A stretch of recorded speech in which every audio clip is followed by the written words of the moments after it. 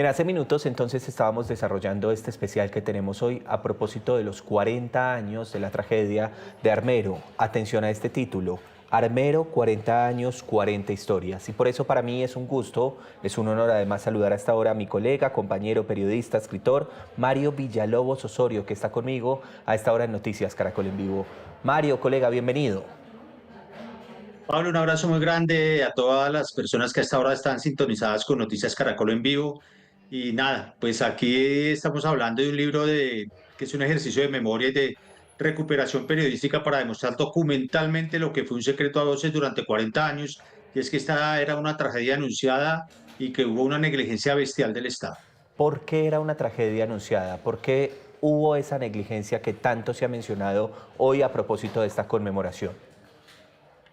Pablo, acá en el libro que la gente puede adquirir en todas las librerías, Armero 40 años, 40 historia, hay unos códigos QR en donde yo muestro los documentos que prueban lo que estoy diciendo. ¿Qué pasó? Contexto breve, año 84, diciembre, el volcán empieza a rugir de manera constante y de tal forma que hacia abril y mayo, las Naciones Unidas, a través de una entidad llamada la UNDRO, que era como una gestión de riesgo del momento, envía a los 4 o 5 vulcanólogos más expertos del mundo, Pablo. Llegan hasta las mismísimas barbas del cráter Arenas, que fue el que causa la tragedia, y concluyen tres cosas. Uno, una tragedia es inminente, una debacle del volcán es inminente. Dos, Colombia no tiene un sistema de monitoreo confiable del volcán. Y tres, tampoco tiene ni alerta ni evacuación adecuadas para lo que se puede venir. Ellos entregan esos reportes escritos en máquina de escribir, Pablo. Se los entregan a Naciones Unidas.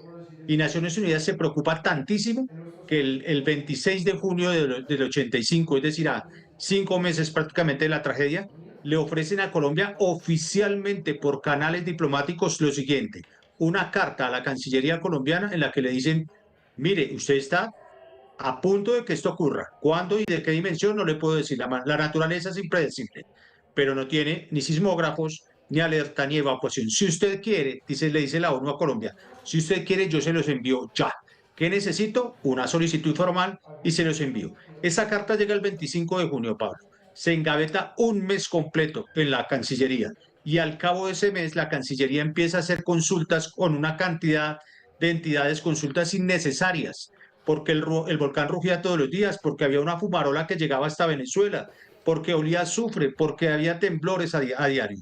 Se demoran 69 días más consultándole a todo el mundo si valía la pena o no recibir la ayuda de la ONU. Imagínense eso. ¿Cuál es el colofón de este episodio? El 12 de septiembre, es decir, a 2 meses de la tragedia, Colombia finalmente le responde la ONU la propuesta de ayuda. Y la respuesta de Colombia es absolutamente insólita.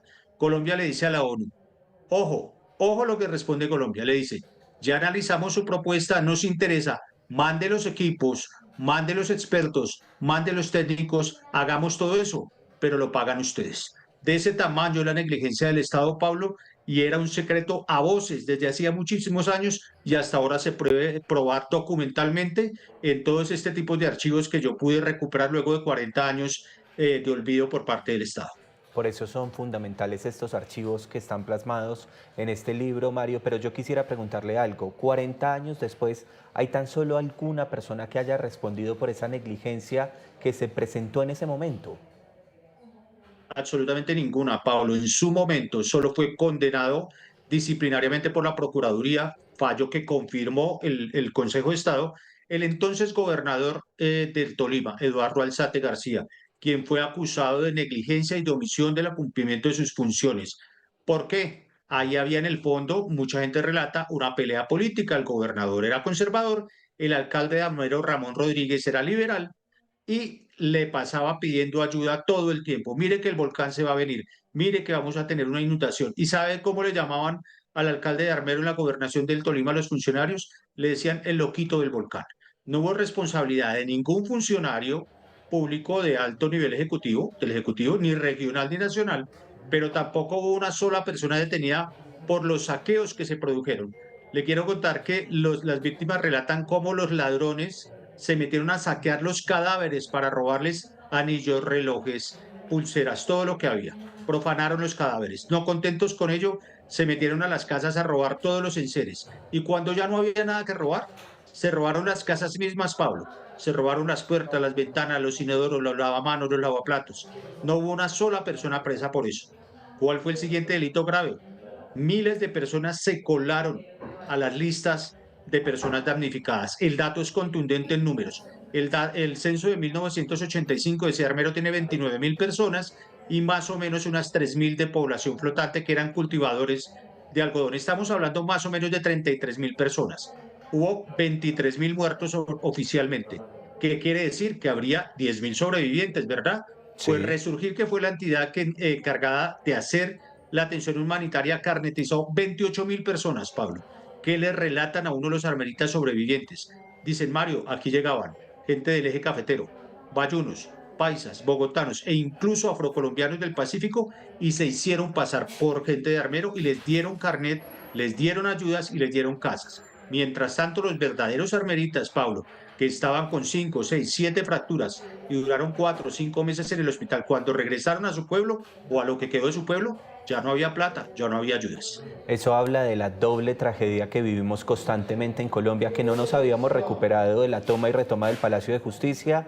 Pasa esta situación que se podía prevenir y pues está usted contándonos la revictimización que sufrieron las personas allí en Armero. Pero tengo muchas preguntas, Mario. Por ejemplo, usted que es un periodista que conocía o conoció o vivió el tema del Palacio de Justicia, también, por supuesto, vivió toda esta situación de Armero. Yo quisiera saber ¿por qué nace la idea de contar Armero 40 años, 40 historias? ¿Por qué surge precisamente esa conexión suya con la investigación?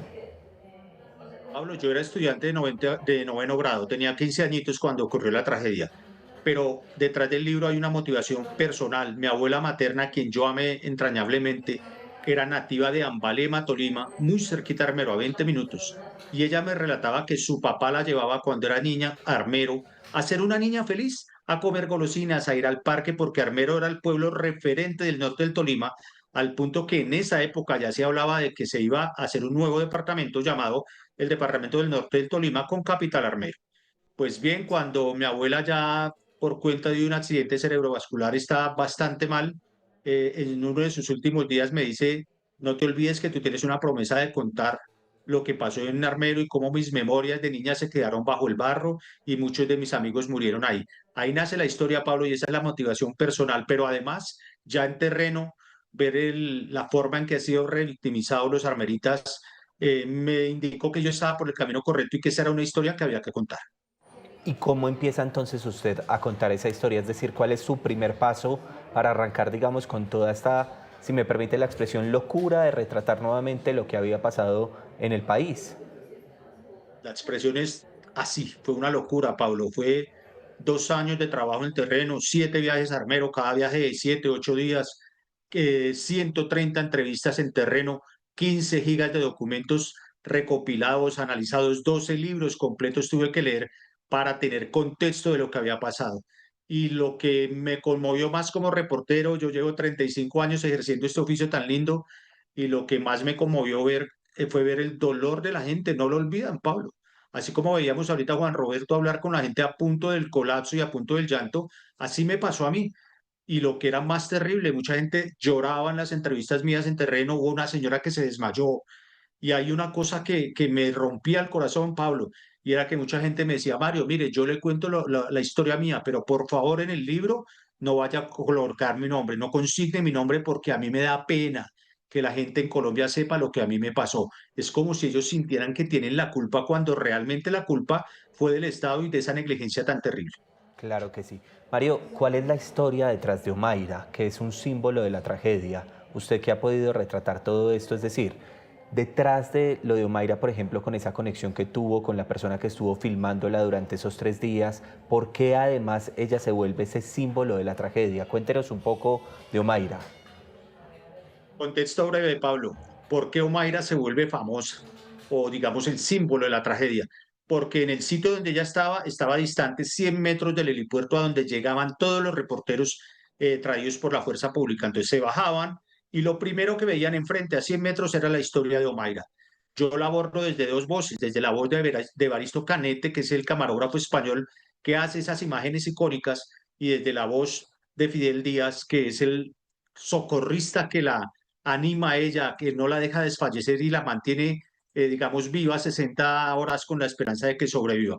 Pero como Omaira, hubo decenas de historias y el libro consigna la historia de otra Omaira, una tocaya de Omaira Sánchez, que le pasó exactamente lo mismo. ¿Cuál fue la diferencia, Pablo? Que Omaira Medina, esta otra chica, ese día le contaron que estaba embarazada, llevaba 5 años tratando de ser mamá. Le pasa exactamente lo mismo que a Omaira, le cae la casa encima, queda atrapada de la cintura para abajo, su esposo queda al lado de ella e incluso intenta matarla, intenta romperle las venas de la muñeca para que se desangrara y se fueran juntos y ella no se deja porque tenía una criatura en el vientre. La rescatan, después de 3 días la llevan a un hospital y cuando ella se recupera de la anestesia, se da cuenta que le amputaron las dos piernas para poderle salvar la vida a ella y al bebé porque tenía una herida con gangrena. Y desde esa época, Paulo, hace 40 años, Omaira Medina está peleando para que le entreguen las prótesis para sus dos piernas.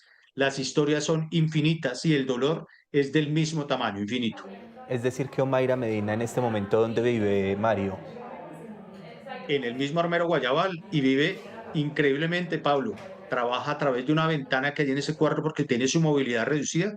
Trabaja vendiendo chance y recibiendo costuras de los vecinos para que le ayuden, que arrégleme la camisa, que me hágame el dobladillo para el pantalón. Y todo el tiempo está peleando con el gobierno para que le hicieran terapias para recuperar su movilidad y para que le dieran las prótesis. No, eso es increíble. Es decir, que ella no ha tenido la posibilidad durante todo este tiempo y nuevamente es que viéndose las piernas sin las prótesis recuerda constantemente lo que fue esta tragedia. Le dieron unas, aparentemente gracias a la generosidad y es de los vecinos y está peleando para que le den las que de verdad le usan porque las que tiene ahorita no le funcionan como deberían. Con el paso de los años, el dolor en la cadera es insoportable, la movilidad es muy reducida. Ella fue mamá después de ese bebé que tiene hoy ya 40 años porque nació luego de la tragedia a los 6 meses en un milagro que los médicos no se explican. Mario, la cifra, 25.000 personas fallecidas, ¿es cierta? ¿Fue más? ¿Qué ha podido encontrar usted al respecto? Oficialmente, Pablo, oficialmente, las cifras que entregó el DAS, el Departamento Administrativo de Seguridad, que era el que levantaba la necrodactilia de los cadáveres, habla de 18.000 personas identificadas plenamente. Y lo que te voy a decir a la audiencia es un poco fuerte, pero es la única forma de responderlo. Se calcula que fueron 5.000 más, 23.000. ¿Quiénes eran esos otros 5.000 que no fueron identificados? Pues eran miembros digamos, de una persona, un brazo, una mano, un tronco, una cabeza, una pierna. Se recuperaron 5.000 pedazos de cuerpos, si se me permite, y excúsenme el término tan crudo, que permitieron saber que eran 23.000. Y a eso tú debes sumarle los 2.000 personas que fallecieron en Chinchiná, que son muchísima gente, por supuesto, pero que se hubiera sido peor si no es porque el comandante de la Defensa Civil de su propio bolsillo y a pesar de la prohibición de la gobernación, se fue casa por casa y empresa por empresa explicándoles qué debían hacer si el volcán hacía erupción. Y es decir, él con eso que hizo logró salvar vidas allí en Chinchiná, ¿no? Claro, se llama Omar Mejía, Pablo, y cómo convenció a la gente de lo que tenía que pasar. Agarró un cassette de Betamax, que es un formato de televisión de la época, donde tenía unas imágenes de la explosión del Monte Santa Elena, un volcán que hizo erupción en el año 80 en los Estados Unidos. Por fortuna no hubo tantos muertos, muy pocos, pero te doy una cifra. Devastó 300 kilómetros de carreteras y carrileras y mató 12 millones de salmones en criaderos. Así de terrible fue. Con esas imágenes tan impresionantes, don Omar Mejía logró convencer a la gente de que tenían que evacuar si había un tipo de alarma, algo que tenía que haber hecho el Estado y que a él en su momento le prohibieron porque él era abogado. Le dijeron, no, no sea sapo, no se meta en eso no es problema suyo, deje que eso no va a pasar nada. Él se fue casa por casa, Pablo, empresa por empresa en Chinchiná y por eso hoy lo siguen llamando el ángel guardián de Chinchiná. Salvó miles de vidas en esa población caldense. Omar todavía está vivo. ¿Cuenta la historia? Don Omar está vivo, tiene cerca de 86, 87 años y te digo que está más lúcido que tú y yo juntos. Mario, una explicación rápida frente a lo de Chinchiná. ¿Primero el volcán afecta a Armero y luego llega hasta Chinchiná o cómo es que ocurre la tragedia? Son paralelas, son Son dos paralelos. explosiones paralelas. El volcán, para que la gente se haga una idea, no fue una erupción clásica por arriba, por el lodo, sino una explosión como lateral, lo cual provoca que se derrita la capa del nevado. Y eso que fue solamente, según el cálculo de los expertos, Pablo, solamente el 2%. Entonces, la primera oleada llega a Chinchiná, pero se alcanza a dar el aviso. Don Omar Mejía casualmente se encuentra con Javier Giraldo Neira, una de las grandes leyendas del periodismo deportivo en Colombia, y Javier interrumpe después en el intermedio de ese partido del que hablaban las señoras con Juan Roberto, le dice a la gente, les habla Omar Mejía, el volcán acaba de hacer erupción, ya saben qué tienen que hacer. Y la segunda oleada, Pablo, es la que se lleva a Armero. Y ahí quiero contarles lo que realmente sucedió. ¿Qué estaban esperando los armeritas? En el año 84, a lo largo del año 84, y por cuenta de la minería ilegal, se arma una represa natural, unas rocas gigantescas a 20 kilómetros de Armero, en la vereda El Sirpe. Lo que estaban esperando los armeritas y lo que rogaba el alcalde Ramón Rodríguez era que dinamitaran esa presa, porque él decía, si el volcán hace algo, la presa, el agua o la lava se viene por el río Lagunilla. Y fue exactamente eso lo que pasa, Pablo. Viene la erupción, baja por la montaña, llega al río Lagunilla, pega contra esa represa natural que se formó y arrastra rocas de 100 y 200 toneladas que hoy están en el Camposanto. Una de esas rocas, Pablo, rompe la central eléctrica y a las 11:30 entra la avalancha Armero y ocurre la tragedia a oscuras. Háganse la idea del terror, del pavor que pudo sentir la gente cuando oían lo que ellos me decían, lo que le narraban las señoras a Juan Roberto ahora. Esto era una locomotora multiplicada por 100 y uno veía una especie de licuadora a bordo de la cual viajaban seres humanos, casas, motos, carros, electrodomésticos, animales, de todo. Es decir, una cosa empeoró la otra y por eso la magnitud de la tragedia. Una locura y sin luz en ese momento por lo que usted nos acaba de narrar. Mario. Así es, la gente me decía que eran olas de 7 metros de altura, Pablo. Y yo les decía, ¿cómo calculaban esa altura? Y me dice, porque tan pronto vimos el ruido de esas 100 locomotoras venir, lo primero que hicimos fue subirnos a los carros, encenderlos y prender la luz. Y ahí veíamos venir esa montaña de lodo. Y hay una historia muy cruda, Pablo, que se narra en el libro, y es que la gente decía, yo ponía a mi familia en mi carro y arrancaba y no me importaba si mataba a alguien atropellándolo porque yo me quería salvar. No era capaz, la gente se colgaba de los espejos, de los carros al lado y lado, Pablo, rogando que lo sacara. Mario, hay un tema que me está haciendo falta que tiene que ver con los niños, porque escuché algunas denuncias de personas familiares que dicen que hubo niños desaparecidos que ellos creen o tienen indicios de que pudieron haber estado en situaciones de trata de personas, pues por la misma magnitud de la cantidad de desaparecidos. ¿Eso se pudo documentar? Se pudo comentar a tal manera que hoy se sabe que hay por lo menos 580 chicos perdidos, que ya no son los niños perdidos de Armero, Pablo, ya son gente de 40 o más años, probablemente ya son hasta abuelos. ¿Qué sucede? Los responsables del rescate de las personas eran las fuerzas militares y los organismos de socorro y seguramente de buena fe cometen un error operativo, Pablo, que es sacar a los papás del lodo y separarlos de los niños. Los papás heridos para el hospital, los chicos a unos albergues y unos hogares de paso, y cuando los papás salen de los hospitales a buscar a sus niños, los niños ya no están, se esfumaron. Eso es como si fuera un agujero negro, una nebulosa. Muchos de esos niños terminaron, los que había niños, Pablo, de 2 años, de 3 años, que no podían decir, yo me llamo Pablo Arango, yo me llamo Mario Villalobos y mi mamá se llama fulana. Sí, los que sí pudieron hablar decían, yo estoy buscando a tal persona. Los que no, muchos quedaron en manos de personas. Hay relatos crudos, como que los niños llegaban a bordo de vehículos como camiones y volquetas a Ibagué y otras capitales y sencillamente había gente que quería niños porque eran padres sin niños o habían perdido un hijo y se lo llevaban. Con el tiempo, ¿qué se demostró, Pablo? Que muchos de esos niños terminaron en Europa, en los países nórdicos, especialmente en Estados Unidos, en Francia, en Suiza, en Italia, y lo que se pudo rastrear es que hubo unos procesos al menos irregulares de adopción, que no estaban a cargo de bienestar familiar, sino de los jueces de familia. Es inexplicable cómo salieron los niños del barro y se perdieron. No hay más que llevan 40 años buscándolo. Hay muy pocos casos de reencuentros. Hay una fundación que se llama Armando Armero que hace esa tarea, hacer los cotejos de ADN que debía costearlos el gobierno. Los hace Armando Armero gracias a la generosidad del doctor Emilio Yunis, que ya falleció, y de su hijo Emilio, que son desde los más grandes genetistas. Pero hay historias conmovedoras como la de doña Esperanza Fierro, que se narra en el libro. Ella pierde a su hija herida y cuando vuelve por Diana, sencillamente no apareció. Doña Esperanza Pablo se hace entrevistar de todos los reporteros de la época porque tenía una foto de la niña de cuando tenía 10 años. Pasan 35 años, Pablo, 35 años. Y Diana, por fortuna, ve a su mamá en un documental de la televisión japonesa.